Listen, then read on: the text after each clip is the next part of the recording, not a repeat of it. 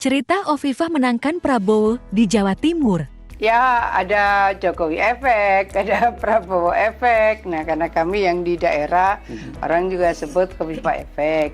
Sebetulnya kan komunikasi saya sebagai kepala daerah lewat berbagai macam program itu berjalan 5 tahun.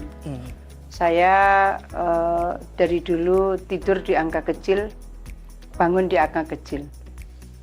Kawan-kawan yang dulu di Kementerian Sosial sangat dekat dengan term ini. Saya biasa tidur di angka kecil dan saya bangun di angka kecil. Di Jawa Timur juga saya melakukan hal yang sama, lebih kepada tanggung jawab. Dan saya merasa meskipun diingatkan juga banyak dokter, tapi saya merasa badan saya oke, kan kita juga cek kesehatan relatif rutin. Jadi kalau misalnya kita biasa rapat sampai 11:30 ada kopi datang lagi, Komunikasi ini menjadi pertautan hati, pertautan batin.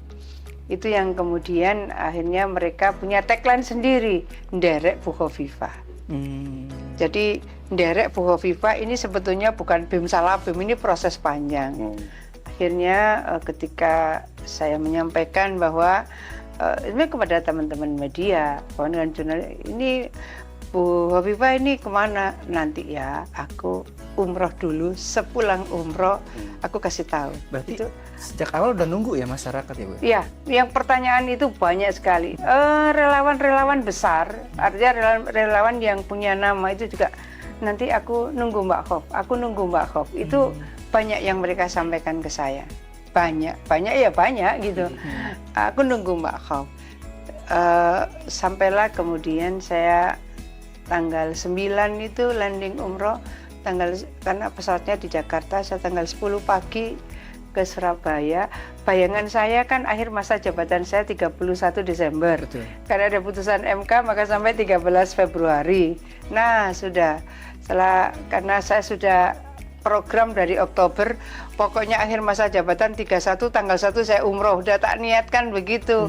Akhirnya ya sudah, saya menjadwal umroh. Kawan-kawan itu, kapan Bu? Nanti ya sepulang umroh. Tanggal 10 saya landing, sudah ngomong lain-lain. Bu, katanya pulang umroh mau apa? Ya sampaikan iya. Saya bilang bahwa janji saya sepulang umroh. Makanya tanggal 10 Januari itu saya menyampaikan bahwa saya sudah berkomunikasi, saya sudah komunikasi dengan Mas Rosan, Mas Nusron gitu, Bang Cul juga. Saya bilang saya siap bergabung di TKN. Udah di bagian apa saja, saya bilang gitu. Saya siap jadi Jurkamnas. Itu memang saya sampaikan.